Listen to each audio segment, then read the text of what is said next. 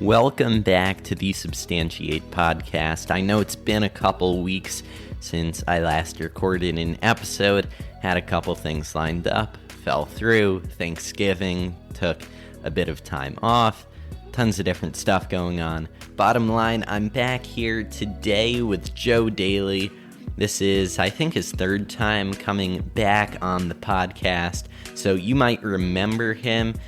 Today we're talking NFL football. We're talking about some of the rookie class because that's what we last talked about right after the draft in April or May. And then we also get into some fantasy talk that might help you in your fantasy playoffs that at this point may have already started, or they may start this week or next week, and some waiver wire ads, potentially, all that kind of stuff. I know this is a really long episode. We talk about a lot of stuff.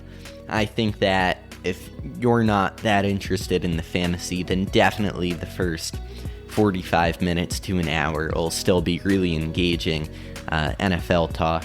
So definitely stick around for that. And again, like I said, this is a really long episode, so I'm going to keep this intro short. This week, I'm joined by Joe Daley. How are you today, Joe? I'm great. Well, how you doing, my man? Good. So I know that you've been up to a ton of different things over the entire football season so far. So we last had you on the podcast back in either late April or May, sort of after the NFL draft. So do you want to give the listeners an update on what you've been doing lately? Yeah, sure. And was it really in April? Man, the time flies. That feels like it was like a month ago. But yeah. So as if you've been listening to the show, you know that my name's Joe Daley, and I have been the host of Airing It Out with Joe Daley, a fantasy football podcast, with the website airingitout.com and all that. So that was, going up into the year. I was vamping up for that. Got all the technology stuff going, all the upgrades to my little production stuff here. And then, once the season hit, right before the season hit, I actually was very lucky to kind of sign on a little part-time gig with rotowire.com, who, they're major, big time hitters in the fantasy football or fantasy sports world, I should say. And I've been writing for them, doing a lot. If you play fantasy, then, if you're on the ESPN app, DraftKings, stuff like that, CBS Sports, all that, you see those updates for the players. When you click on your roster and you click on each individual player, you get those little updates. That might be me. You may have read something I wrote. I focus a lot on the Denver Broncos. I'm a Cowboys fan, but it is what it is. But I focus a lot on the Broncos as a kind of a beat writer for them, or for RotoWire. So you got to watch the Cowboys get crushed. Oh, I don't want to talk about that. No. Well, it was nice talking to you, Will. That was a rough Where did one. Joe go? Oh God, horrible. But I'm telling you, is but yeah. So I get to kind of watch them closely and follow their beat reporters on Twitter for the Denver Gazette and all these other people over there that are following team, and any updates that I could provide, type those updates into those little apps that go, into the RotoWire thing, comes out to your phone, to your DraftKings account, all that, which has been fun. And then on top of that, I think it was like week 2 of the NFL season, they asked me to do a weekly feature article called the NFL reactions, and then for each week. So after the 1 and 4 o'clock games that typically post around the start of the 8 o'clock game. So that's been fantastic because as I've told you, I'm super passionate about writing and fantasy football, and podcasting. Obviously, something I'm growing to love as well. But it's been amazing to kind of have that trajectory pretty quickly within RotoWire, which again is it's a renowned, well-known publication. They do so much. They're on SiriusXM radio, and they have their own podcast. They're all over the place, and they're fantastic. So just to be a member of that team is like a dream come true. And it's great to get my foot in the door, and the people there are so nice. But if you don't subscribe, go over. It's a pay for site. Most of their content, I think some content is I think free to view, but if you don't already and you play fantasy football, RotoWire is fantastic. They have so many tools, lineup optimizers, DFS strategy. I mean, everything you could think of under the sun. It's fantastic. So if you don't have an account with them, go sign up. You won't be disappointed. And you get to read me. So, hey, which is cool. But it's been a busy season so far. And just to kind of tie that up, the podcast, airing it out, and all that has taken a bit of a backseat with what I'm doing with RotoWire and just life being so busy. But I plan on getting that going again towards the end of the season, just to kind of finish strong, kind of playoff push for fantasy managers out there to be able to kind of provide that and kind of get my stuff going, try out all this new technology I got for the podcast, and do it. I'm really excited. So stay tuned for that. But yeah, it's been great. And it's great to be back, Will, for sure. Yeah, definitely getting new technology is always exciting. When I first got the microphone about a year ago now, maybe a little more, then, as soon as I unboxed it and, clicked record for the first time and wanted to hear how it was, and then I immediately sent like 5 invitations to potential guests. Oh yeah. Always exciting. Oh yeah. No, it's cool. And, I'm excited. And just seeing you do your thing is fantastic. And, like I said, I love the show. So keep up the good work, my man. This is fun. So again, always happy to be here. Thank you. So today, like Joe was talking about, making a playoff push, we're going to talk about the NFL, which is now more than halfway through the season, which is kind of hard to believe with everything going on. Now, I wonder if you include the preseason and the postseason, if it still comes out to halfway, but still, definitely along the journey. And so first, we're going to look back at all of the rookies of this year's draft class, which was what we talked about last time when Joe was on the podcast, and see how they've compared to expectations. Would you have drafted them in the same spot? Now looking back 6 months later.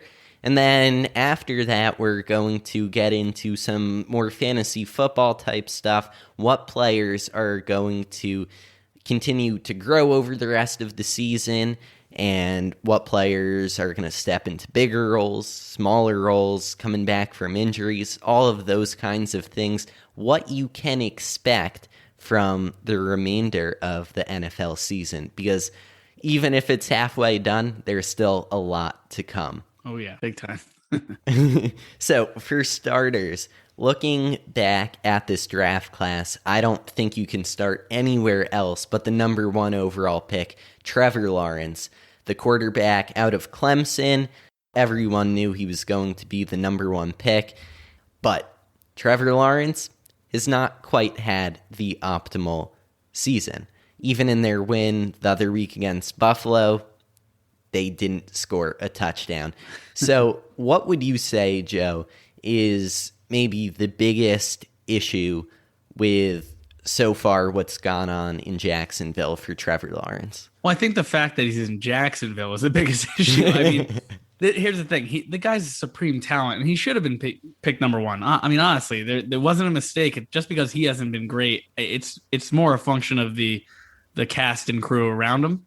The coaching staff, Urban Meyer, I don't know how long he'll be in Jacksonville. I wonder if this is a one and done sort of thing for him. But yeah, I mean, Jacksonville there's a reason why they had the number 1 pick. They were horrible. They don't have a good team, and their skill position players, underwhelming. Defense, not great. Not even good. He just doesn't have the cast and crew around. So I mean, it's hard for anybody to step into a situation like that and be a savior. You have these quarterbacks that are doing well this year. I'm sure we'll talk about. For instance, take a Mac Jones. He enters arguably at least one of the great coaching situations in the league. He has a great defense. He has a running game, not only with solid backs, but a good blocking scheme, and they do things well. But you have experienced one of the best head coaches ever. So you have a guy like him stepping into that situation. He was picked when, in the early teens or whatever it was, middle of the round there. But yeah, I mean, Trevor Lawrence is going to continue to grow as that team gets some pieces around him, because again, they're going to be picking at the top of the draft again. as they start to flesh that out and really start to hopefully hire like a good GM that's going to make some moves that'll make sense. And again, I'm not a big Urban Meyer fan. We'll see how long he's there, but it's more a function of what's around him. I think he has more interceptions than he does touchdowns. I think he has eight touchdowns passing and 9 picks. So again, not a great start to the year. His completion percentage is sub 60. I think it's like 50, high 50s. I mean, again, not great, but again, it's the talent around him. It's not quite there. He's had some flashes, and that's why they drafted. I mean, that's not why they drafted him, but you see his potential. You saw it all in college. He was the most, arguably NFL ready quarterback coming out, clutch in the big spots, national championships, all that. He'll be fine, just not right away. He hadn't lost a regular season game since like high school. Yeah, I heard that. Started. And then week 1 gets pounded. And that was against Houston in week 1. I have a friend here in Toronto that for some reason is a Jacksonville Jaguars fan. Actually, I think it's from the TV show The Good Place, because there's a couple Jags fans in there. And I'm talking to him before week 1, and I'm like, I think this whole new head coach, new quarterback, they might be able to pull something off against Houston. But no, they did horribly. And I mean, I don't even know how those two teams are in the same division, right? Because they're just both so bad. So bad. I mean, I mean, honestly, you don't even have to get out of the first round to question the decision making, from the back in the draft. Why pick Travis Etienne? Why?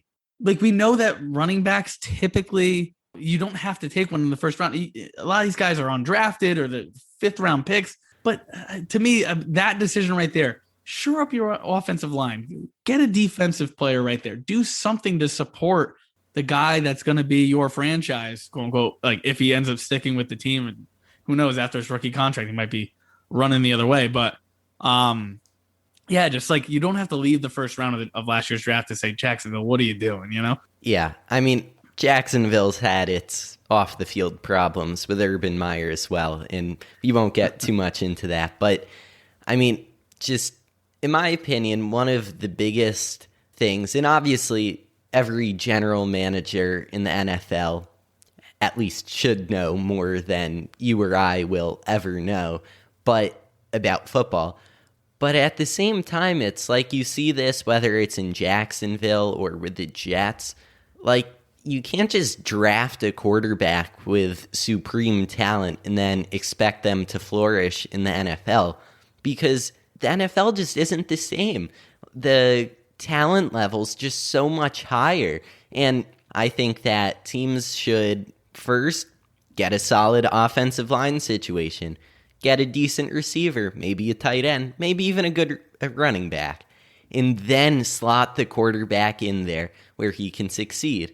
And, I mean, you see this, I mean, Trevor Lawrence was more NFL ready than Zach Wilson was, but the Jets, they didn't go out and sign a veteran quarterback to start and then, let Zach Wilson get a few snaps here or there, third quarter drive, you're up by 14 points, although that wouldn't really happen with the Jets.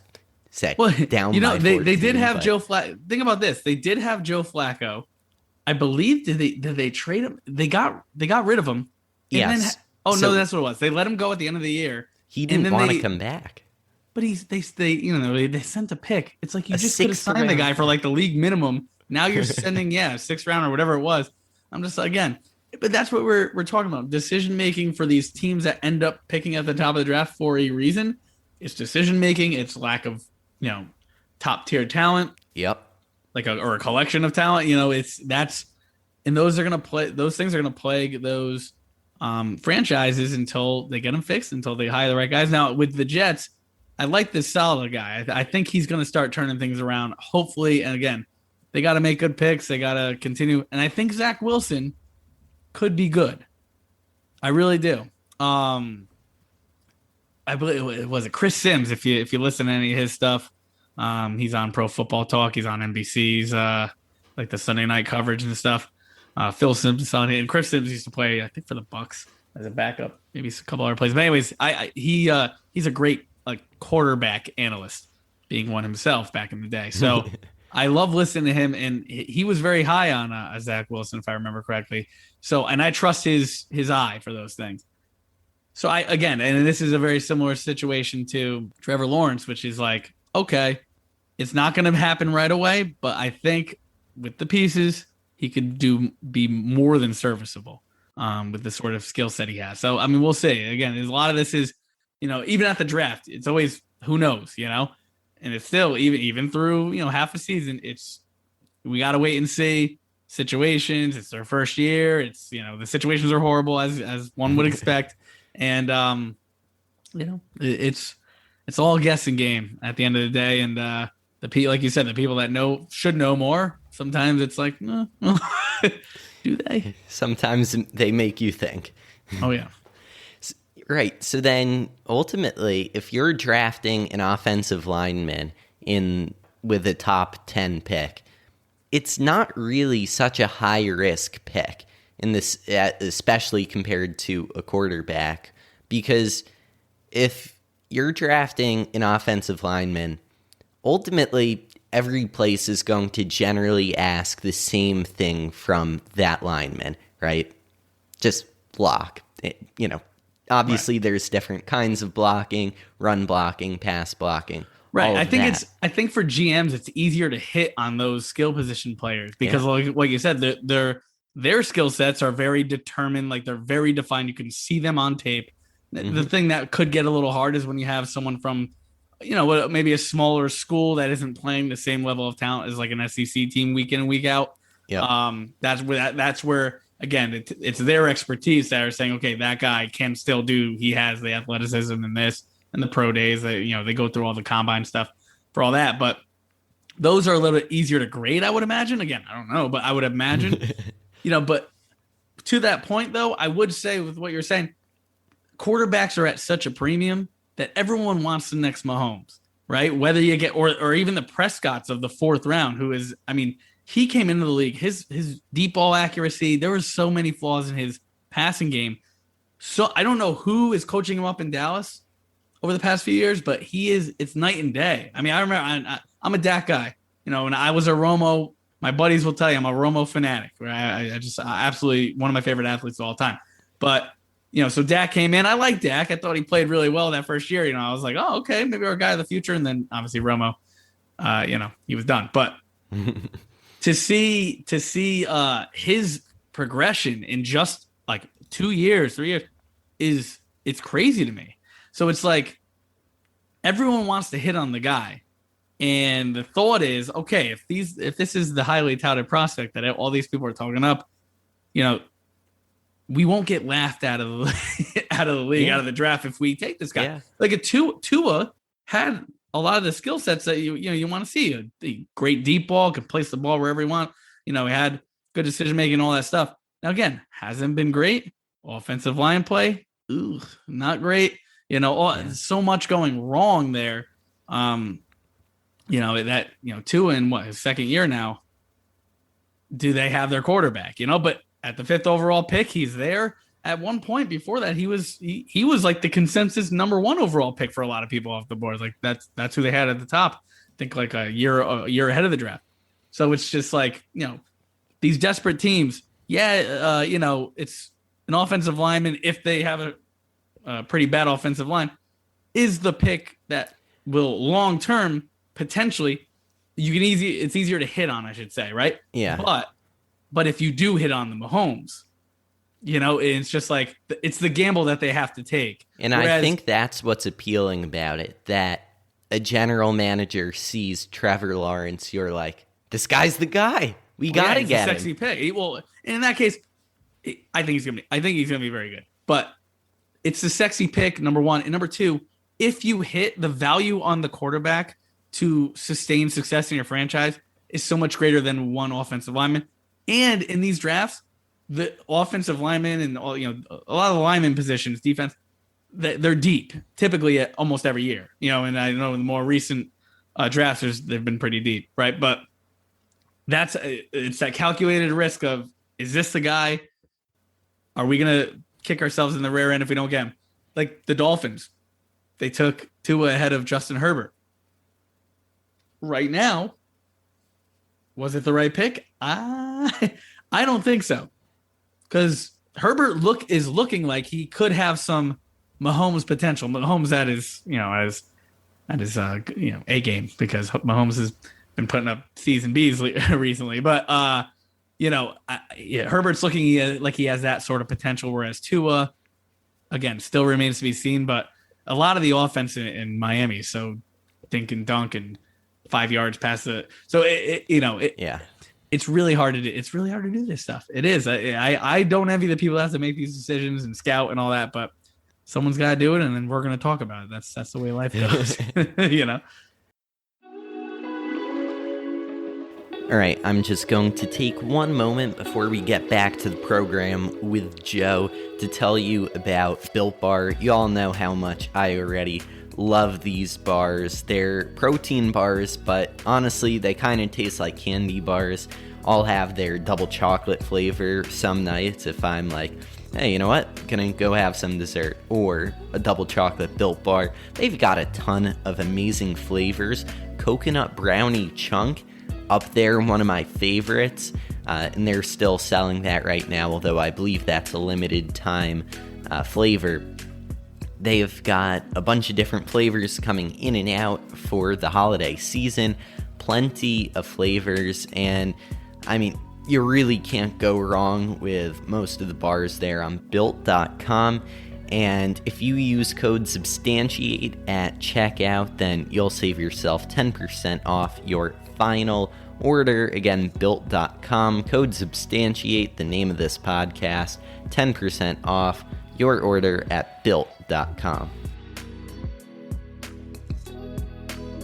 Yeah, the situation in Jacksonville isn't that different from New York with the Jets, with the exception of Zach Wilson getting hurt a couple weeks ago.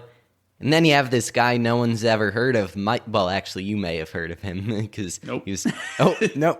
not even a little bit. Like 5th round by the Cowboys a few years ago. You see, even a gigantic Cowboys fan, no idea who this guy is. I heard he was a former Cowboy. I said, wait, who? What? Okay, if you say so. Yeah, no idea. But I mean, in that, what was it, the Bengals, right? Yeah, I mean, in that little spot start he had, not bad. I mean, and again, the Bengals defensively haven't been like world stoppers, but they've been okay, And for the Jets to come out and do what they did, and Michael Carter, rookie running back, it was impressive. But then again, that speaks to this idea of the NFL, and all these things are so hard to predict. It's just it's crazy how on any you always hear on any given Sunday, it's so true. A lot of these, like, was it a week or two ago, so many crazy upsets and stuff. Like there were like 6 or 7 underdogs that won. I think it was 2 weeks ago. And it's the same sort of, like, every week I feel like I'm asking, is this player for real? Is this team for real? Are they contenders? What's going on there? I feel like it's constant. So when we look at these rookies, it's like, throw them into the mix of like, hey, it's your first year, go have fun, and all this other stuff that's going on. It's been a wild year. And not just that, but it's like, well, when does the luck run out? Okay, on Thursday night, the Patriots were favored by like 6.5 or something, and they go and blow out Atlanta like 25-0. And then at the same time, a week or two ago, it's Rams at 49ers. The Rams are favored by like 4 points. I take the Rams on statementgames.com being like, oh man, that's a great line. And sure enough, they also get blown out. So, I mean, they're just when you think you've got it figured out, you don't. If you think you have it figured out, you could not be more wrong. Yeah, no, it's insane. I was joking, if someone put like a 6-game parlay on with the all those underdogs winning a couple weeks back. I mean, like, it was the Denver Cowboys week that, when the Broncos just absolutely destroyed the Cowboys. If everyone had, anyone had a parlay bet on that, they'd be on a yacht somewhere, for like $10. They'd be sitting on a yacht somewhere. It's just incredible. Like you said, you just don't know. And these rookies, listen, we talk quarterbacks, but some of these wide receivers, there's been some big names coming out of the draft that are really like it got to have some of the people that were ahead of those picks saying, damn it, we yeah, close. I don't know. It's been wild. All right. So now, Trey Lance hasn't quite played as much. He's played in just 4 games. So looks like Which you have I remember. to say about him. You just dawned on me. It just dawned on me our last conversation. I said, no, I think for sure he'll be starting, which listen, I think it was the right choice to go with Garoppolo upon careful consideration to start the year off with the veteran, let the rookie sit behind and watch. And they had a good team around Garoppolo. Let's see if we can get some wins under our belt. Now, wasn't the case. They didn't get a ton of wins. They're starting to climb back a little bit here, but I am stunned that he's not in right now. Or if he's not in the next few weeks when they're out of contention, which I assume will happen, but I could be wrong. If they are in contention, I think they'll keep Garoppolo. But once they fall out of contention, I imagine it would be shocking to me if Trey Lance isn't in. He gives the team a weapon that they don't have with Garoppolo in there. It gives the defense more to worry about. And the guy's not a bad passer. He has work to do, but he was taken at the top of the draft for a reason. He can be successful through the air, It's a learning curve. But look at these. Again, you got Zach Wilson out there, or had him out there until he got hurt. You got, Trevor. All these top tier or, top of the draft guys, I should say, are going out. Once the Niners are like noticeably out of contention, I would be stunned if he's not in. So for fantasy, got a great schedule at the end of the year. At the end of the year, solid QB schedule against some pretty crappy defenses. So, pro tip before we get to the fantasy portion of this, if he's out on your waiver wire, maybe stash him. And that's one thing I think the 49ers did well, right? You get, realistically, keeping the veteran, let Trey Lance get settled in and work him in slowly. But then ultimately, just like what happened in Chicago, the starter gets hurt, and now you got the rookie in. And again, when we had talked last time, right, the Andy Dalton signs with Chicago, 1-year deal. Seems like Chicago knew exactly what they're doing, looking back on it at least, right? We're getting the veteran quarterback, and then for 1 year, then we're drafting the quarterback, sits behind the veteran for a little while and works his way in. Now, they had also said specifically QB1, and after they draft Justin Fields, especially to trade up for Justin Fields, it was a little shocking, but again, looking back on it, not that crazy. Well, it's Andy Dalton, but yeah. Hey, he started games for Dallas last year also. Exactly. And look how that turned out. Exactly. And here's the thing about Justin Fields. He's a guy that I got to imagine, and again, maybe they know something about where Rodgers is going next year, but I am stunned that the Broncos didn't take Justin Fields when they could have. Because the Broncos have a good team around him. And listen, Teddy Bridgewater is doing a decent job managing the offense. He's not taking a lot of shots. It's a lot of running. It's a lot of the running game. They're doing all right. Record-wise, but he's managing the offense enough. But they're just not putting up enough points. In today's NFL, points are where it's at. You got to be able to contend with the Mahomes in your division, and the Chargers that can put up 30 on you in a second. Typically, but to see Justin Fields not go there, and instead they took who did they take? Patrick Surtain, who I thought the Cowboys would end up getting. Surtain, whatever it is. But to not take Justin Fields there and let the Bears come up, trade up for him.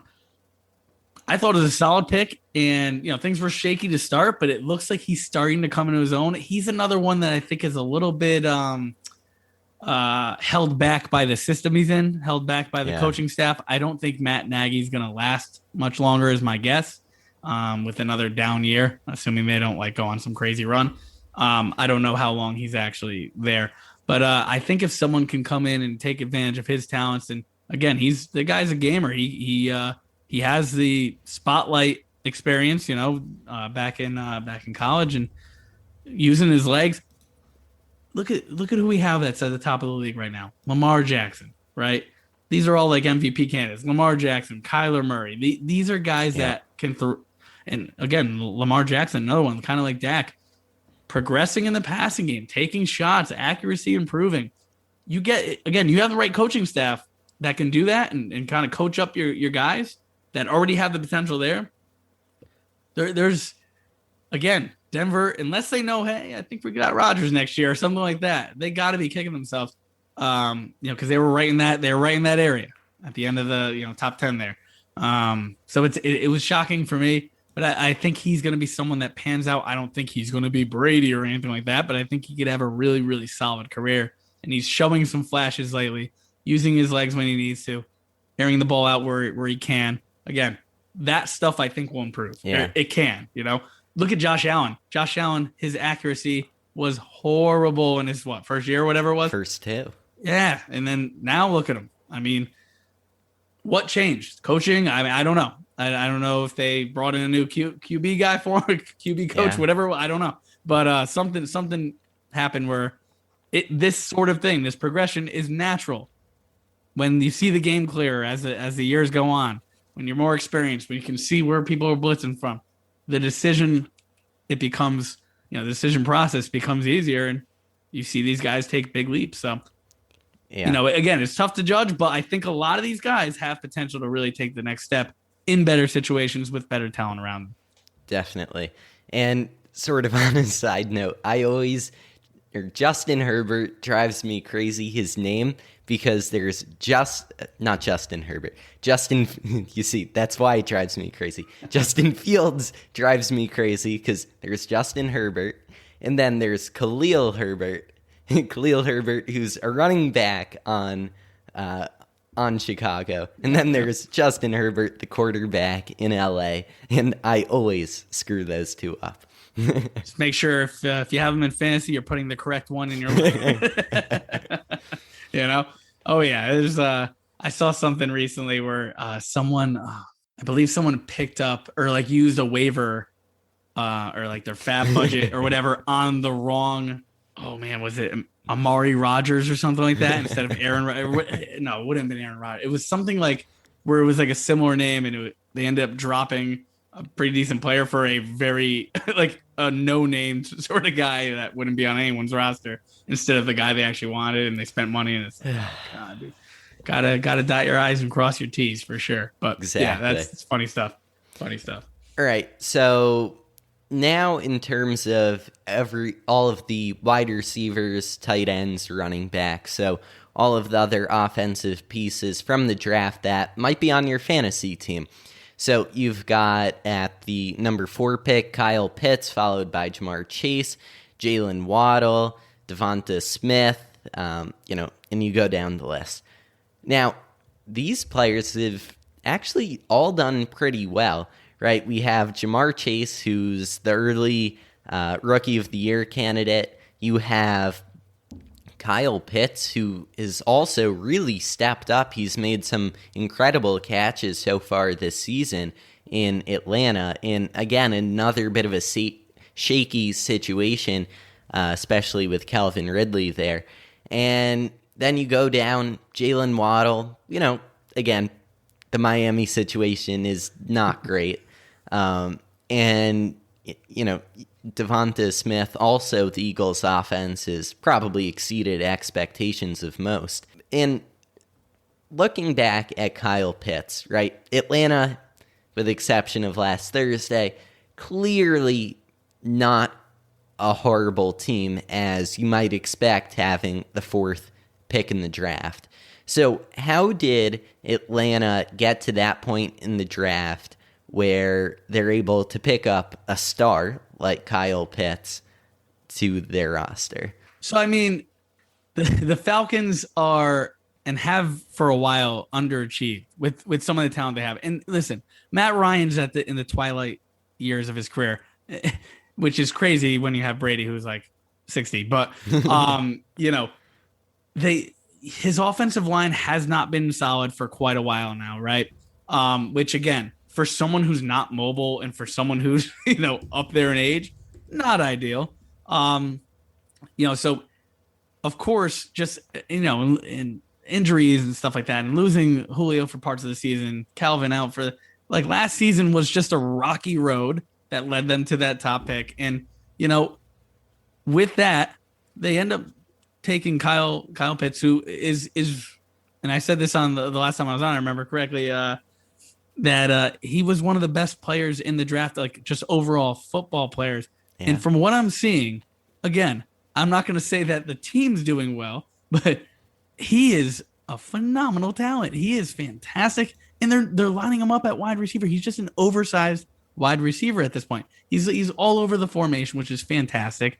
And with this whole list of guys you just mentioned, these pass catchers, they're all kind of in a similar boat where almost all of them, where they're coming into a situation, and the one in Atlanta is a little bit interesting and kind of unusual. I'll talk about that in a second, where they are the guy. They in the passing game, they are the whole show, right? And that wasn't supposed to be the case for Kyle Pitts because of Calvin Ridley being the veteran, the returning veteran, the now stepping in the wide receiver one role with Julio in Tennessee, and not so much the case. So, but with that, he's been phenomenal. Now he had a rough week last week. Yeah. Okay. Against the Patriots, they take away your number one threat all the time. But and that's just their MO. They're going to take away your number one offensive threat and forget about it.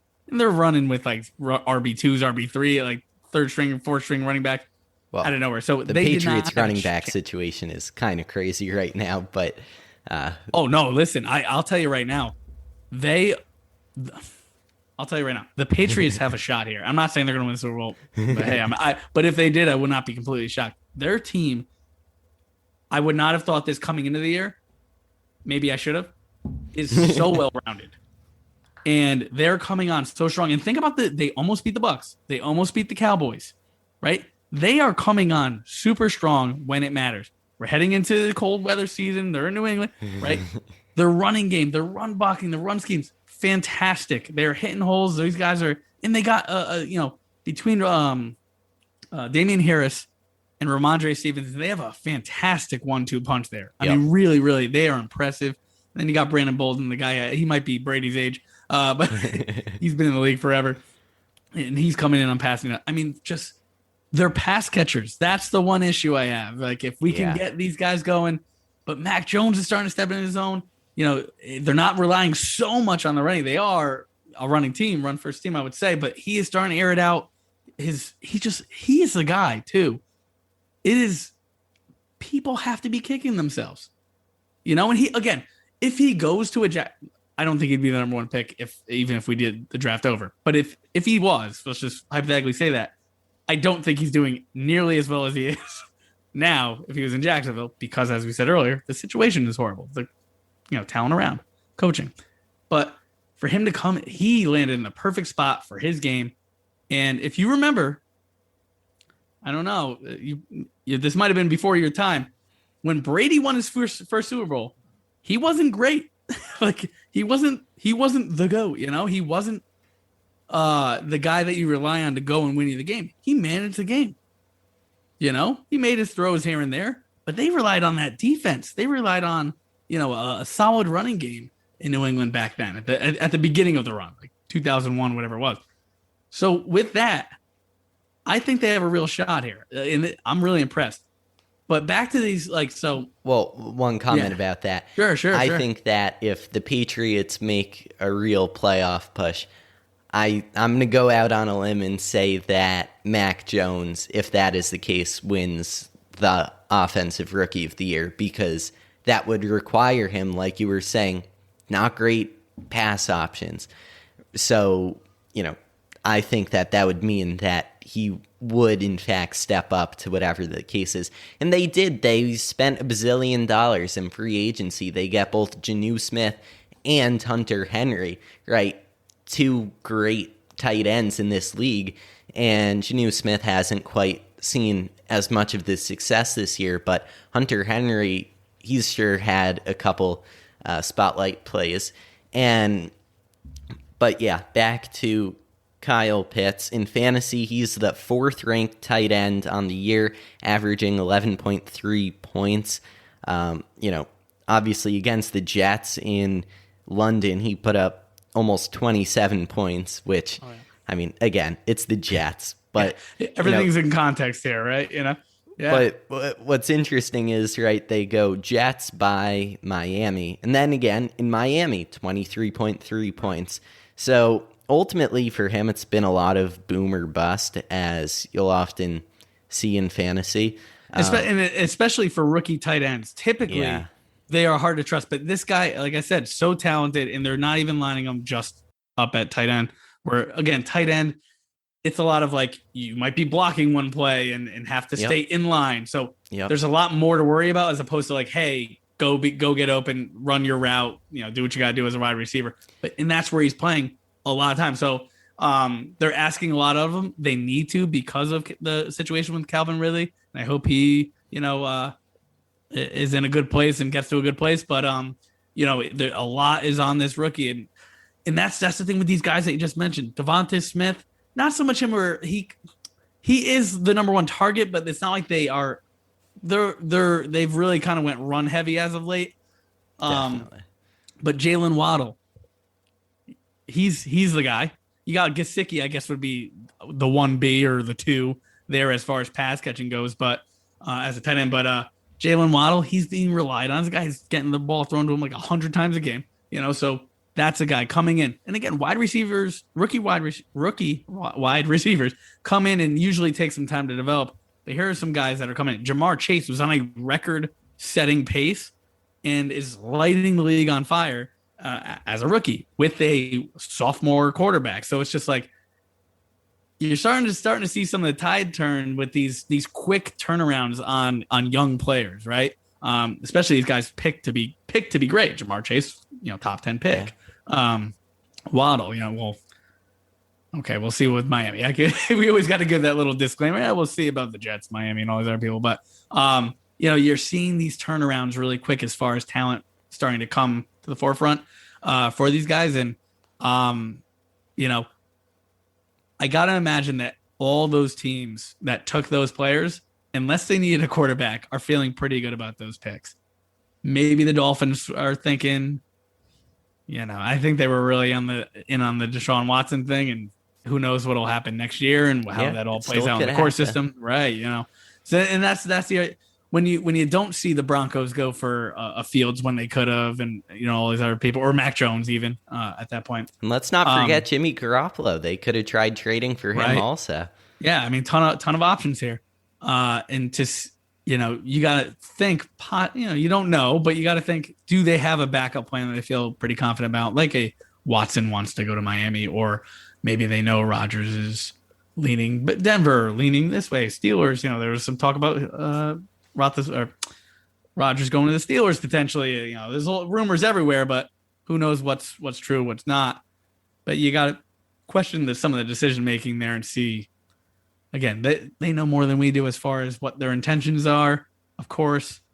But with the 4 pass catchers, I think they're going to have fantastic careers, and it's just about getting there.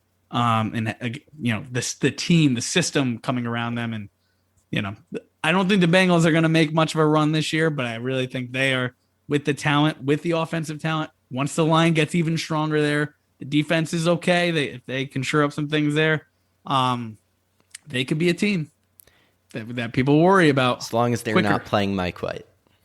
Right. Hey, listen, you never know. But we'll see. It's like I said, these it's hard to tell with rookies, but some of them really pop.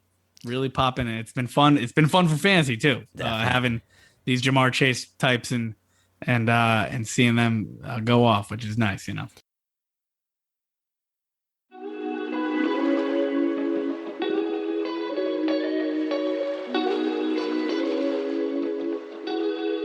Now, just one more minute to tell you about Fanatics.com before we get back to the show. So the college football playoffs are coming up. Maybe you want to get a t-shirt. Maybe you're a Georgia fan, a Michigan fan, Alabama, Cincinnati. Go get yourself a nice college football playoff shirt. If you're Cincinnati, Michigan, or Georgia, it's not every year you make the college football playoffs. Alabama, they're in a different category in terms of college football programs. But, anything you want, your favorite team, they've got it on fanatics.com. NFL, NBA, everything, MLB, NHL. Maybe you watch the MLS Cup, you want to get yourself an NYCFC shirt. You can go ahead and do that on fanatics.com. And if you go down into the show notes, click the link there, then your purchase will be tracked back to me, where I'll get a kick of it to help support the show at no extra cost to you. Two more players in this draft that I want to ask you about. The first is going to be Najee Harris. He was the first running back taken, number 24 overall to Pittsburgh. What we've seen out of him, especially fantasy-wise, he has really played well in terms of putting points up. Now, at the same time, I'm not sure even if he's scored a touchdown yet this season. Looking that up. But, right, when we see someone like him, especially, again, fantasy-wise, he's in a decent situation in the sense that, Big Ben's getting older. They do have two reasonable wide receivers, Deontay Johnson and Chase Claypool, but definitely in need of a running back, and he's definitely played well in that role. So when it comes down to where to pick a running back in the draft, right, when Saquon Barkley was picked number 2 overall, a lot of people were like, you're taking a running back with the 2nd overall pick? And in retrospect, obviously, he hasn't really stayed on the field quite as much as everyone would have liked him to. But, the talent is definitely still there. So, in retrospect, should Najee Harris have gone higher? Or he's still a running back and you can find them everywhere? See, I think when you hit the later part of the first round, like you said, it was the 24th overall pick. You're getting towards the end of the first round. If there's a player like Najee Harris available and that's a weakness on your team, I'm all for that.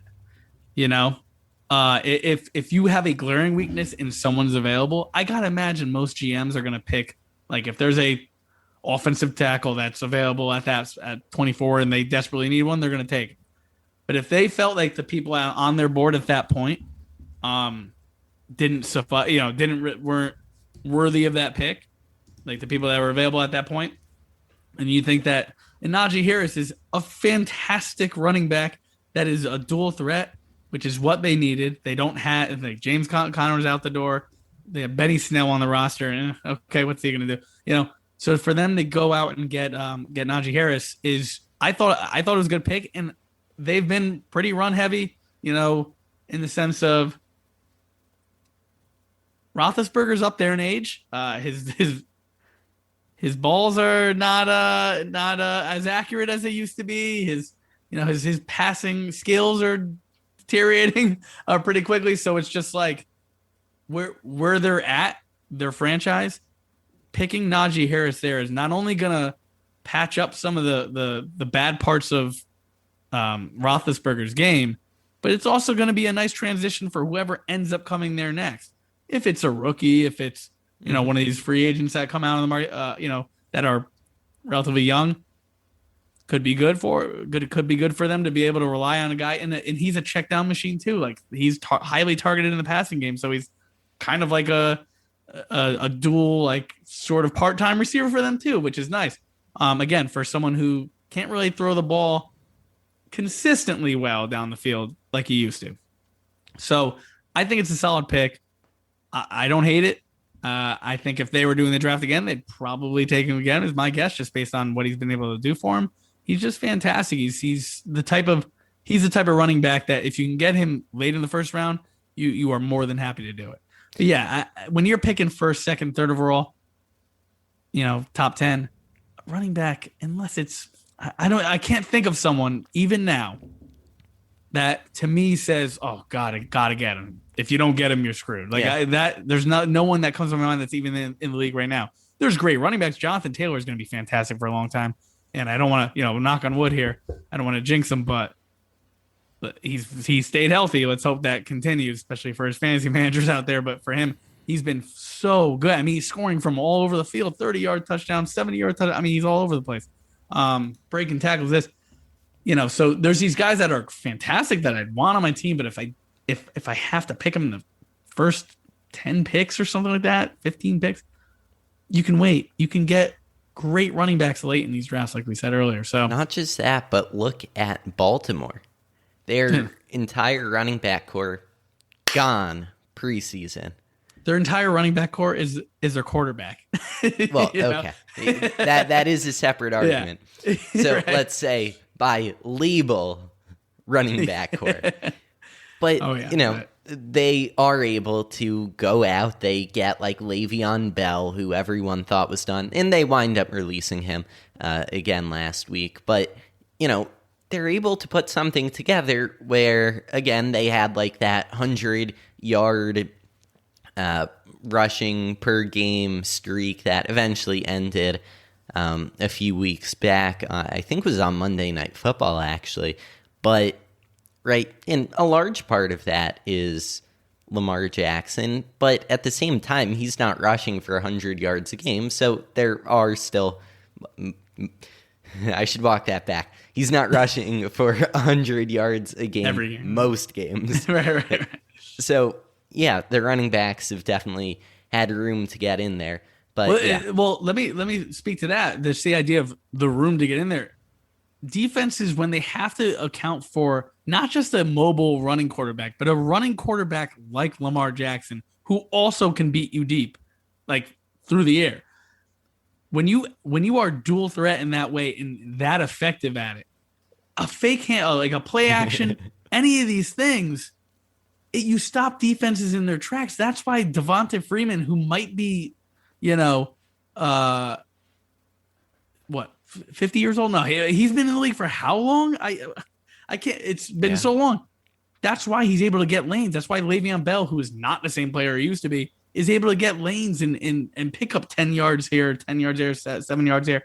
Like when as a defense you become flat-footed. You can't make decisions as quickly as you want to, especially when he can pull that ball right back in, either run with it or hit Marquise Brown over the top. It's just like, yeah. And again, the receiving core, when you looked at it going into the year, you're like, okay, good. Marquise Brown has potential, but he hasn't really lived up to it. Marquise Brown has been fantastic. Now he's out this week with a thigh injury. I have him in one of my leagues. Very sad about that, but it stinks. But so he's on the bench this week, but get well soon. But Mark Andrews, fantastic talent at tight end, and he's another guy he relies on heavily. And then they drafted this Bateman kid, who I think is going to be fantastic, and we'll see this week if he can step into the kind of Hollywood Brown role and really shine there. But I think there's a lot for the Ravens to feel good about going forward. Their defense has underwhelmed this year. It hasn't been to the typical Ravens level style defense here, but I think going forward, that's a team that's got to feel just really good. They got young talent at wide receiver, at tight end. They got a quarterback who is a running back / a good quarterback. They got, they'll get a running back. Hopefully they don't go taking them in the early first. Well, here's the thing with them. They don't have an early first round pick next year is my guess, because I think they'll be making a playoff run here, but just supremely talented. And again, you got someone who's that good and that varied in what he can do to you as a defense. It's not impossible to stop, but it is very hard. And that's why you have these running backs that are, again, so old, and not the players they used to be, actually succeeding. It's a credit to the team, it's a credit to the scheme, and it's a credit to the talent. Yeah. All right. So now one last rookie that I want to talk about, and we'll just cover him quickly because I do want to get to a little bit of fantasy players. Would you pick them up? In what situations would you pick them up, etc.? Sure. So the last rookie, and this sort of is a good transition into that, Kadarius Toney. the 20th overall pick by the Giants, a little bit of a you drafted him moment because, many people predicted him to be either like a really late first round pick or second round pick. Anyway, right.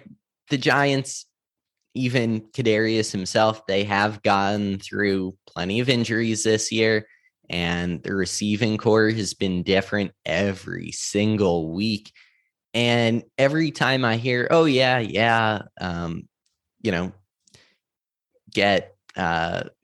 pick up Kadarius Toney. He's been playing great. He'll do this or that. And ultimately, like, every time I just look through his numbers for each week, they're just not great. He has a couple spikes here and there, but those are kind of outlier situations against not great teams.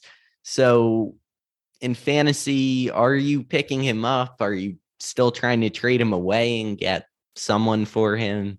What's going on there? So I wasn't able to get him in any of my leagues. I didn't put a huge amount of money, for the fab leagues that I'm in, the free agent acquisition budget stuff. So I didn't spend a lot of money on him like that. Pretty good at wide receiver in a lot of my spots, but I do understand the desire to want him on your team, and I get the desire to want to have him on the Giants, like for the actual team, just because he is supremely talented. I mean, he is super fast. And you see these wide receiver burner types like the Tyreek Hills that can just be a game changer on a handful of plays, like a small amount of plays. If they can really bust open a game. So I get it.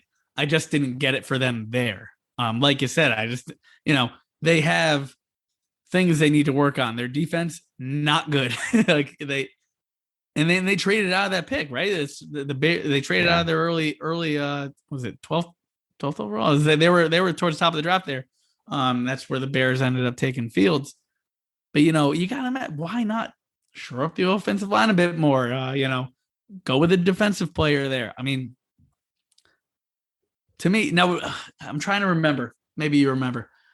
Did the Cowboys pick ahead of them or no? Because I think they were supposed to, but didn't they flip? Well, they did pick ahead of them after they traded, but they wouldn't have, right? I know what you're saying because they did make a trade. Because I know originally the Cowboys flipped with that's what it was. The Cowboys flipped with the Eagles, I believe. Yeah. So the Cowboys went. It was supposed to be the Cowboys had the 12th pick, which was originally supposed to be the Eagles. The Cowboys were supposed to have the 10th pick, and the Giants had the 11th. Yes, supposed to have the 11th. So how they must be kicking themselves. Micah Parsons for my Cowboys. Yeah. Ooh. I mean, I think a lot of it was character concerns, but in retrospect, he's been fine for the most part. His character on the field this year, oof. Well, and goodness. It's not like Kadarius Toney has been much better. So in that respect. Well, yeah, and that too, But he is.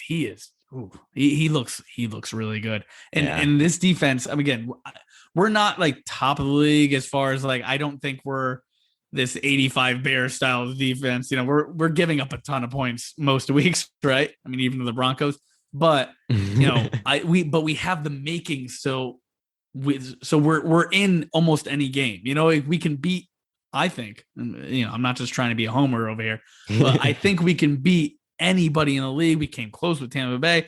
They kind of, the Bucs put themselves in that situation. It should not have been as close, but hey, listen, you can play that team. You do what you got to do. But I got to imagine the Giants are kicking themselves. I think they could have used that pick better. They could have not traded out, Well, I think that pick you can't fully judge until obviously they got another first rounder. But I will say this. So look, but the receiving core is nothing to, yeah. I mean, listen, going into this year, I thought I was totally confident as a Giants fan. Obviously, that's going to blur some things through that lens. But Kenny Golladay, Sterling Shepard he's solid, man. Darius Slayton, he's pretty. If Darius Slayton's your number 3, you're okay. And then who was it that they go out and get, like Josh Ross or John Ross? Yeah, John Ross, who's a speedster type. Yeah, so you got all these guys that are, can fill in. You had depth that's why it's like, for me, did you get, I think Kadarius Toney can have a great career, and I think he could finish the year pretty strong for the Giants. And here's another thing. Giants are going to be down in most games, and they have been.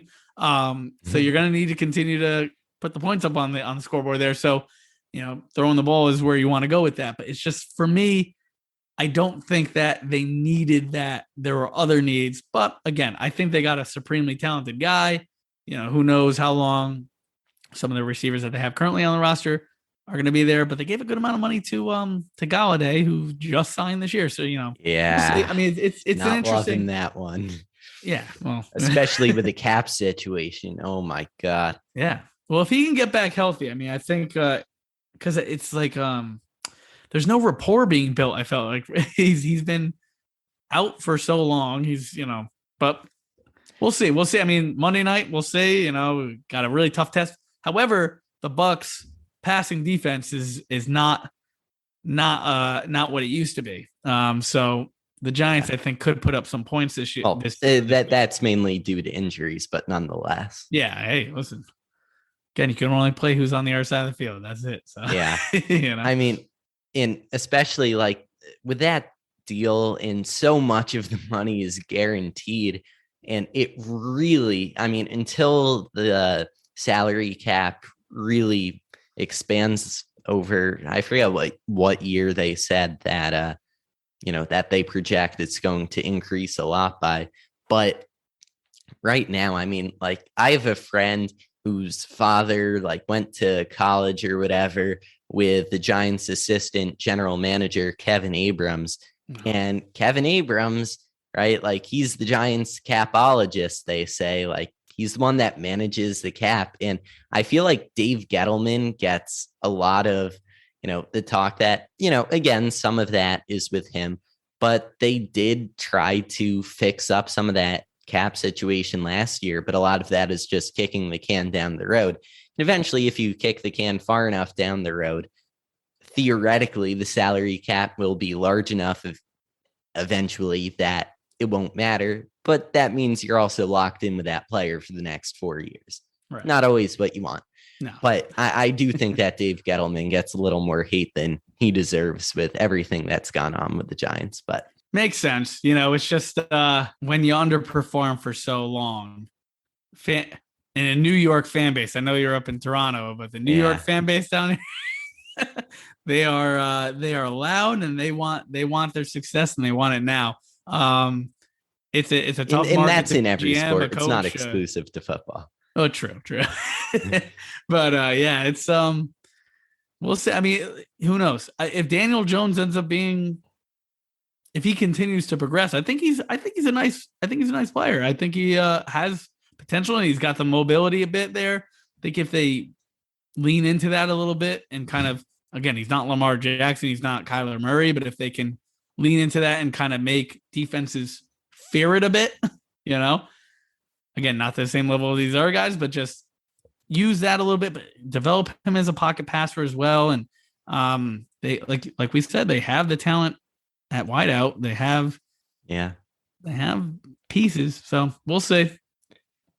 Yeah. So now, I mean, realistically, personally, I've been trying to stay away from the NFC East, except for, I guess, really just Dak or CeeDee. But I mean, in sort of similar situation in a way with both the Cowboys and the Buccaneers, is they just have so many different receivers to go to, so many different options.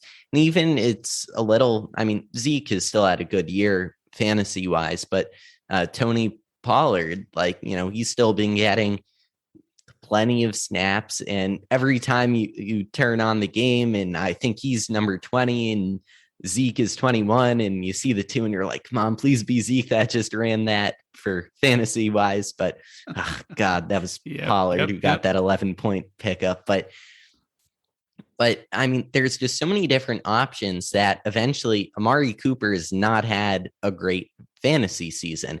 Now, the Bucs, because of injuries here and there, especially with Antonio Brown, I think Chris Godwin, Mike Evans, Antonio Brown, I think they all average more than 17 points per game in a PPR league, which is crazy. 3 receivers on one team, again, partially due to injuries. But I mean, how do you feel about having a player on one of those teams where I haven't even mentioned tight ends or running or tight ends yet. So, I mean, how do you feel about having players on those teams on your fantasy team? So to think about the Cowboys, to think about the Bucks, I want a part of those offenses because I know they're going to put up points. And the whole point of fantasy is, can my guy get in the end zone? Are they going to be throwing the ball or running the ball, whatever it is? Are they going to be up and then want to run the ball? So I'm all, there's the debate about like, are there too many mouths to feed and all that? But for me, when it comes to a team like the Bucks that almost every week is going to have upwards of 20 something, 30 something points on the board, there's love to share around.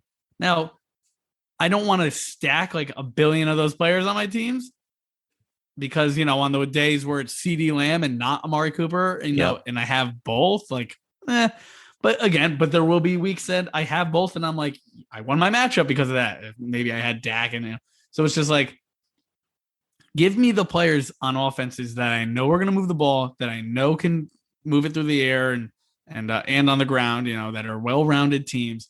And I'm good with that. Give me a receiver who has a quarterback that's going to throw the ball 30 something times. Give me players that have, a bad defense. They're on a bad defense. Excuse me. Their team has a bad defense, but a very good offense.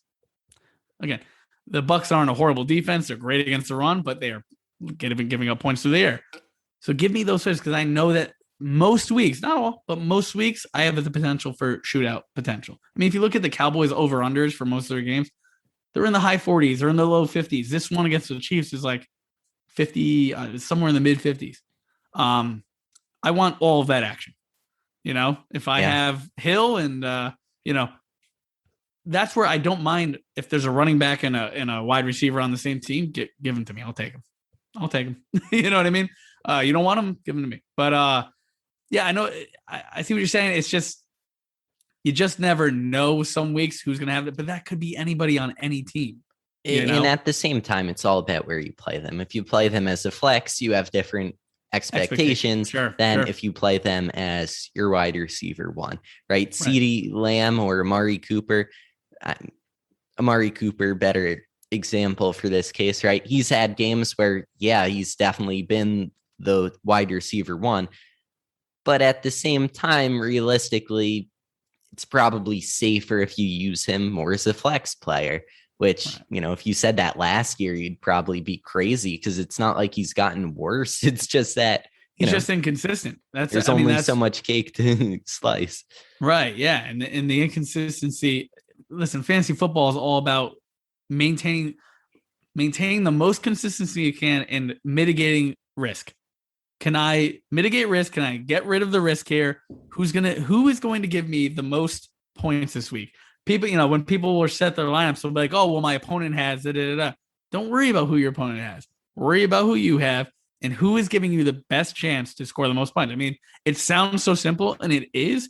Making the decisions can be tough, but that's why you're informed. You go to, when I'm doing the podcast, you go to Airing It Out with Joe Daley or the website, or you go to RotoWire where I'm currently writing, but that's, and the people are there to help you. But it's that's the fun part of fantasy. That's why I'm so passionate about fantasy. It's fun, you get almost a glimpse into the world of being a GM or a coach, and how am I going to do this? Again, much different, of course, but those decision makings, to me, that whole process of decision making is so fun and engaging. And I co-own a team with one of my close friends, and just the conversations we'll have, like, I think this guy did it. We made a flex decision that many might have seen as kind of risky, but I just based on matchups and stuff, thought, okay, I think this is the right call, and it might pay off. We'll see, but And all the smack talk that can go on within a league if it's with friends or family. That's always fun. And that's the other big part of it. It's fun. It brings people together in a way that is unique, as opposed, like it's just a different way of bonding with the people your friends, your loved ones, where you can trash talk and it's fun and it's, you razz each other. Oh, what happened? Oh, look, I got that guy you wanted, it's just, that's what makes fantasy amazing, All right. So now I have sort of two more things I want to talk about before I let you go. One, I mean, neither of them are too long. First, San Francisco, more specifically receivers and tight ends. So George Kittle comes back from the IR a couple of weeks ago. He was like 90% owned in ESPN leagues while on the IR, yet managed to be unowned in both of my leagues. So I stepped on that pretty quickly. And someone dropped him, or I don't even know what it was. I mean, I could look, but hey, I'll take it.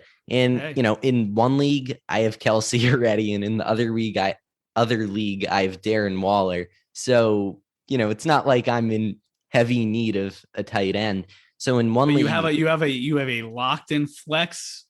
Yeah. One of those tight ends is your flex. The other one's your tight end. And you don't have to worry, blink an eye. You don't have to lose an ounce of sleep over any of that. You are done. Well, so then there's the thing. Like, I'm also thinking, okay, well, I could probably throw him into a trade. So I wind up trading Kittle in one league before, I think it was the week before he came back, or maybe it was the week after. So just that one game. Retrospect, I might have wanted to keep him based off of how he's played. But then he comes back. And one of the breakout fantasy wide receivers this year, Deebo Samuel, does this affect him? And in one league, I do have Deebo and Kittle. So again, sort of that overlap negates some risk there. But what are your feelings on how this affects, I guess, the entirety of the San Francisco offense? Yeah, I mean, I think that well, first of all, having both of them on your team, I like that. If I could have Deebo, who is the number one in their passing attack outside of Kittle, like as far as wide receivers go, I don't have Deebo in any of my leagues. I would love to have Deebo in one of them. And Kittle again is he's a reliable target for Garoppolo, and hopefully if it's Trey Lance, it becomes one for him too. But what's great about Deebo himself is that they give him the ball. They draw plays for him out of the backfield, jet sweeps. I mean, he's got the ball in his hands. Last week, so much. Just screen passes. So they use him. And again, that's an example of a great system where these players, and again, Trey Lance is going to be going into a great system where they know how to use the people and the talent that they have. They can harness that and use it to be successful. Now, as a team overall, they haven't been overly successful, but some things have gone into that. However, what I will say is this: I think those two together can at least in the league they have them both, can win you a championship this year, because, and maybe not just the two of them, if you have a solid team around them, they have a great schedule going forward, which I mentioned with regards to Trey Lance earlier. If he ends up, or listen, Trey Lance or Garoppolo, whoever's the quarterback, has a great playoff schedule in the fantasy. So if you make the playoffs, they're gonna be able to throw the ball effectively in those final weeks. I'm good with both of those. Now, if the one that you have, Kittle, is it also Waller, or who's that one? Is Kittle and Kelsey? Kelsey, all right. I don't know when your trade deadline is, but if you are struggling at running back, if you're struggling at any of these positions, then I love to trade. I love to at least talk trades, even if they don't end up happening. I want to kind of grease the wheel, see what I can get going. But there might be just test the market for it. What do players want to give up? But listen, tight end is at such a premium because there's so few that you can rely on. You have two of arguably the best outside. Waller's up there too, of course.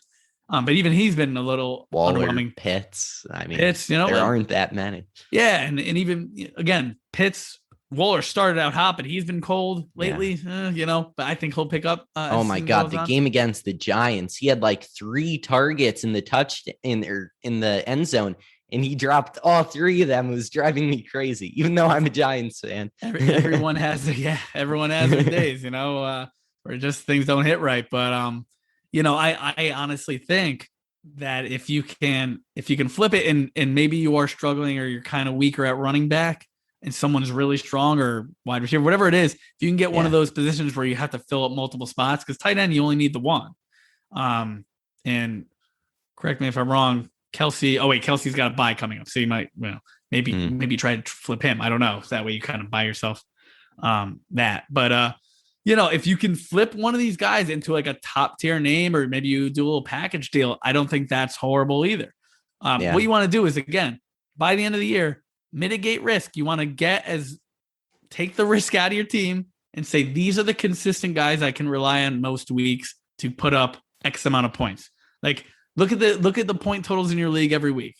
Check out the average. Look at your players and say, can I trust these guys to, if I kind of estimate, project, can they get to that or beyond? And if you think so, then you are doing your best to kind of lessen the risk and really, shoot for consistency and shoot for a team that you can feel confident starting each week, Yeah. And one stat that I think should be more looked at in fantasy of all sports is the mean absolute deviation. I feel like I'm back in statistics class. When what that is just how far from their average are they typically, right? Because if you're boom or bust, then your mean absolute deviation or standard deviation is going to be gigantic, and that's the risk. Again, there are things that are good risks, but nonetheless a risk. So all of that factors into it. Now, I mean, in this league where I do have Kelsey and Kittle, I am 5-5, but I have the highest points for in the league. So don't you love that? Yeah. So then, I mean, when it comes back to the smack talk, it's like, oh, well, I beat you and, I'm 7-3 and you're 5-5. And then you can always drop back on highest points in the league. But then again, that's not what fantasy is. Anyway, So lastly, and then I'll let you go, just at each position, a player that you think, not the best at that position, but someone that has high upside to come in these last few weeks that maybe hasn't been realized yet, or, just someone that is underrated and maybe not as high of a percent rostered. So starting it out, quarterback. What is a quarterback that you like for these last few weeks? Good question. So I can't say Kyler Murray because he has a great playoff schedule, I'm assuming. So don't go there. That's too easy. I mean, for someone to finish off this year strongly, there's so many ways to go and a lot of them are the top tier guys that I want to say here. Yeah. But all right, wait. Let me ask you about this then. Russell Wilson. Is he going to come back and be Russell Wilson, a player that's mean absolute deviation probably isn't that high? He's a fairly consistent player, not against Green Bay where they get shut out, but, in general, at the beginning of the season and in the past, a relatively stable guy. How do you feel about him for the rest of the year? Yeah, I mean, Pete Carroll has come out recently and say that we need to run the ball more, which had been their MO for many seasons, even until with Russell Chris Wilson. Carson's now out for the season. And now he's out, but he's said that pretty recently while Chris Carson was still out. And he's he's looking forward to seeing what his current guys, Rashad Penny and Alex Collins, can do to kind of carry the weight going forward. But I could see Russell Wilson really. They're still in contention.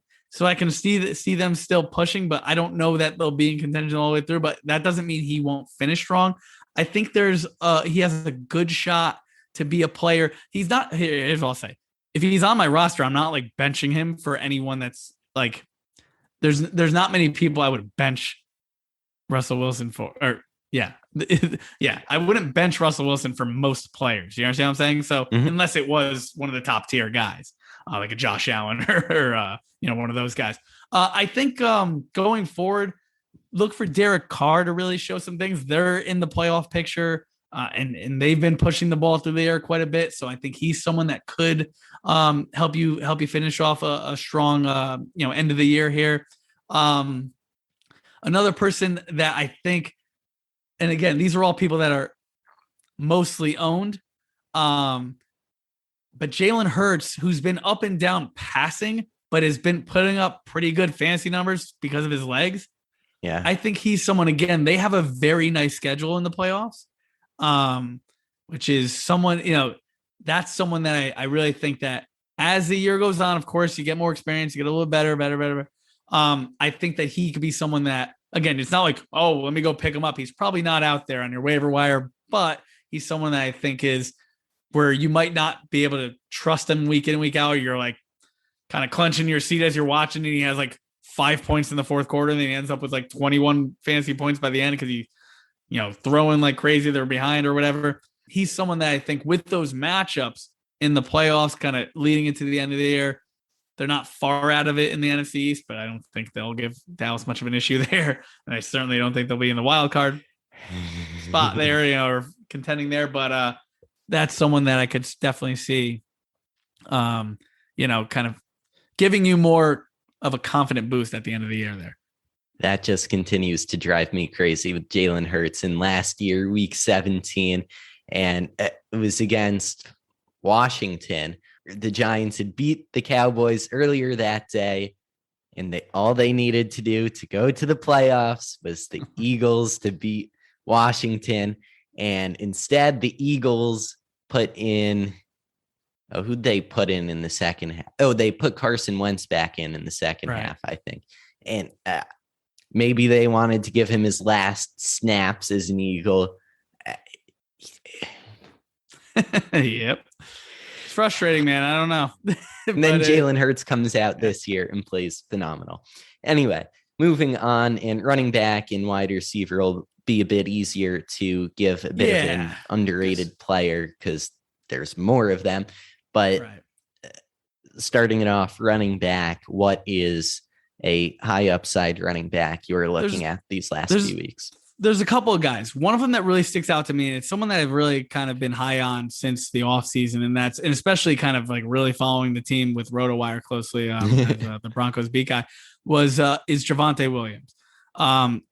Every time he has the ball, he just looks like a pure, like, gonna whoop you right in the face, just run right. He is breaking tackles, he's breaking tackles better than some of the stars of the league, and it's just like yards after tackles. He's just been absolutely fantastic, but he's stuck in that timeshare with Melvin Gordon. And if you look at their stats, if you look at their game logs week in and week out, they're almost identical. It's insane. Sometimes the touchdowns here, the touchdowns there, usually Melvin Gordon getting the touchdowns, but they're almost identical. If you look at the rushes, it's like 7 rushes, 9 rushes, 10 rushes, 10 rushes. It's insane. And it's like they're yards apart, which if people were, if that was running back, you'd be a pretty happy guy, but, and you own that running back. But no, I mean, I think Javonte Williams, again, the Broncos aren't going to be vying for a playoff spot. I think they're going to want to see kind of where they go. And Melvin Gordon's up there. He's been injury prone in the past. There's a chance as the season wears on, maybe something happens there. I think that Javonte Williams, if you don't have him on your team and he's been on someone's bench, see if you can throw, a decent look at their roster, see what they may need, and package something for him, because he could be someone that really steps up towards the latter part of the year. Again, kind of that bruising back, but has the speed as well. He's really, really, really talented. Someone that you want to keep an eye on. Darrell Henderson, again, these guys are typically owned, but Darrell Henderson is not one of those top tier guys in people's minds, but fantastic end of the season schedule. Really, really good. Especially he has a bye this week. So, he's sort of falling to the back of people's minds. Maybe a bit easier to go out and trade. Yeah, I mean, if you're good at running back, but you want to upgrade, give them a pretty good. So if they need someone this week, give them someone that's, maybe relatively equal in talent or like someone a little less, tiered down, but then give them a wide receiver if you're good there. Whatever, if you can make some sort of package deal that kind of helps their team this week if they need a win, that's something, you want to look at those. That's why, I love looking and kind of trying to figure out if you've ever seen that meme with Charlie from Always Sunny looking at the board and stuff. That's me when I'm looking at all the trade stuff, trade possibilities in all my leagues. If I move this guy, maybe they'll, but he's someone that, again, fantastic on by this week, but has a great end of the season schedule to really get you going. David Montgomery, been hurt for most of the year, kind of he just came back a week or so ago. Really good end of the season schedule. Playoff schedule is fantastic.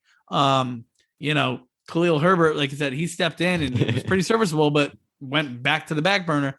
But he's someone that if you maybe you're playing with someone who's not as experienced or whatever, and they have him and don't know, he's been out all year. What do I do?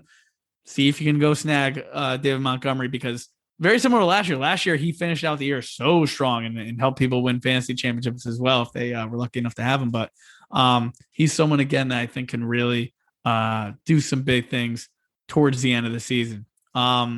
Okay, so then one last running back to look at here, coming off of injury, Kareem Hunt. Listen, if there's a team you can trust to at least relatively support two running backs for fantasy, it's the Browns. They are a run first offense and they do it extremely well. I think Dearness Johnson will go back to the third string duties once Kareem Hunt is back and healthy. And we've seen Nick Chubb dealing with some injuries here. If they're going to make a playoff push, you want to make sure these guys are fresh. I think that split will go just back to what it was when we were, when they were both healthy and all that.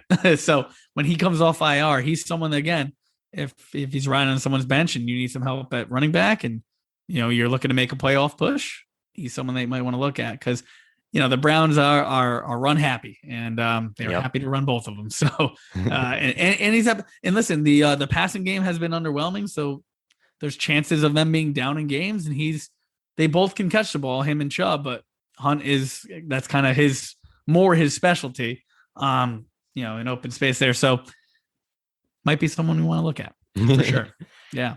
Yeah. And I think he's also pretty highly owned, but again, you never know with where, just like I found Kittle in both of my leagues, you never know with someone that's been on the IR for quite some time now. I was really shocked about, and I just want to say this kind of a side note with regards to like young running backs, Tyson Williams with the Ravens. You had, like you said earlier, all these guys that are like journeymen now that have been on a billion teams or 50 years old.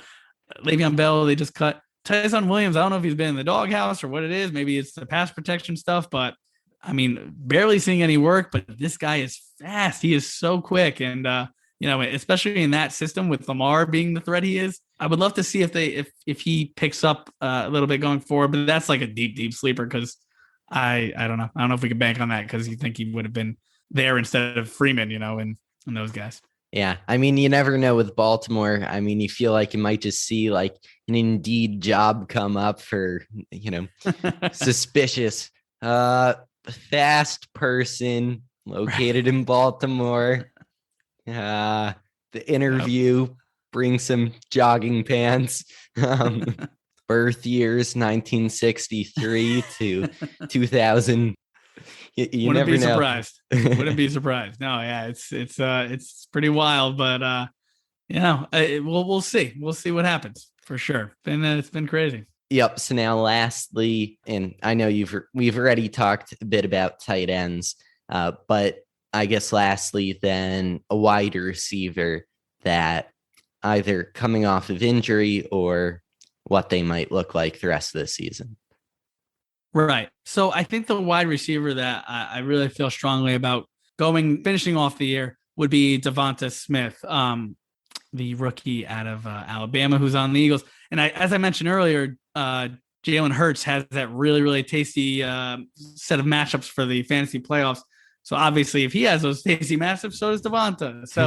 So to be able to kind of take advantage of that, he's come into this situation where he is the guy. He's the number one target. And most weeks, not all. He's been living up to it, but more recently, I mean, he put up as far as fantasy goes, in half point and full point PPRs, upwards 20 plus points. Upwards of 20 plus points past couple of weeks. But he's someone that I think if he's on your roster, he might be giving you the some pretty big weeks to close out the year, and certainly if you're in those playoffs. Again, he's one of those types that can catch a couple of touchdowns in one game because Jalen Hurts is locked in. It's him. It's a little, he's far and away better than Rager, who is looking like, I won't call him a bust because he's young yet, but not looking to be the player that they thought they were getting or hoped they were getting as of right now, at least in the system that they're running.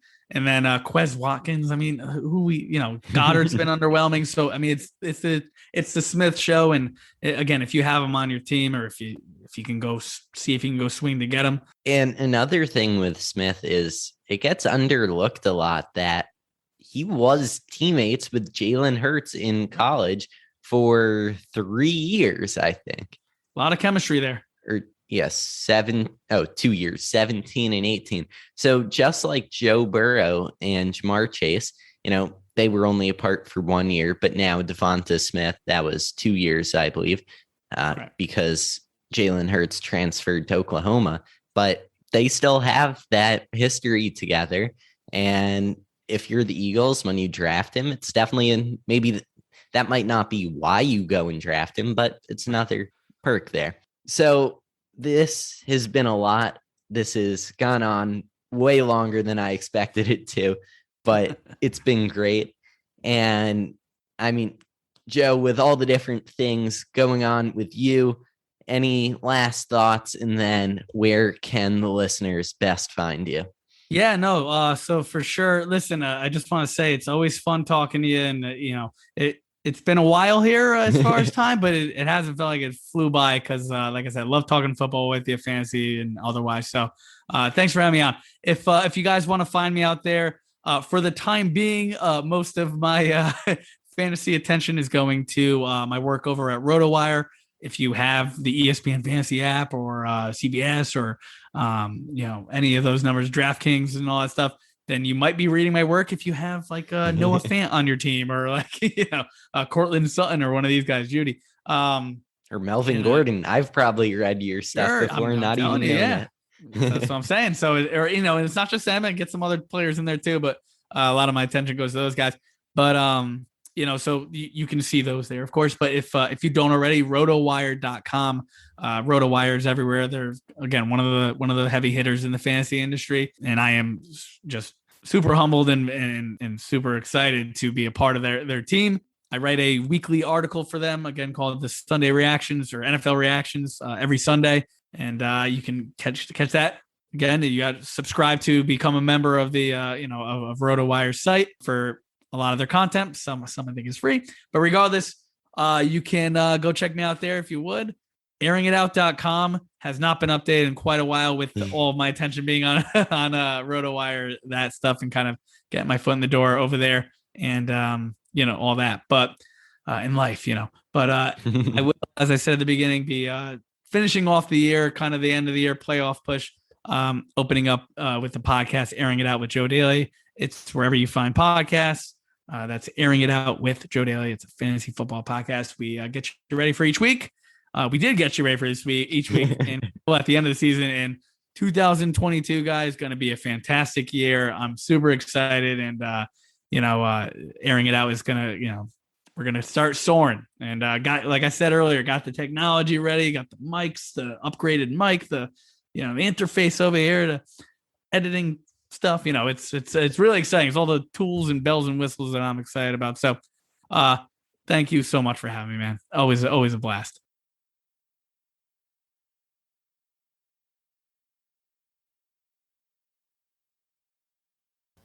All right. Thank you for listening to this extra long edition of the Substantiate podcast. Again, as always, check out all of the links in the show notes for Substantiate social media links, and to find Joe, or to find Built Bar or fanatics.com. So that is just down in the show notes. And so in terms of the next couple episodes for the podcast, In 2 weeks, I will not release an episode on December 29th because I will be on vacation at that time. So hopefully it'll be January 5th or 12th when the next episode is coming your way. And I'm going to do everything I can to make sure it is on time this time, because it was not an optimal situation to need to wait so many weeks before releasing this episode. But until then, have a happy new year, and we'll see you back here next year. Thank you for listening to this episode of Substantiate. The best way to help support the show is to, number one, tell your friends about Substantiate. That is the number one way to support us. The second way is to leave us a 5-star review in Apple Podcasts or Podchaser. Number 3, follow us at SubstantiatePod on Twitter, Instagram, and Facebook. Hello, I'm Anthony. And I'm Dr. Issues. And we're hosts of Capes on the Couch, the podcast where comics get counseling. Superheroes don't always get to go home happy. That's where we come in. We offer psychiatric and mental health analysis of comic book characters. So check us out at capesonthecouch.live and across all social media platforms at Capes on the Couch.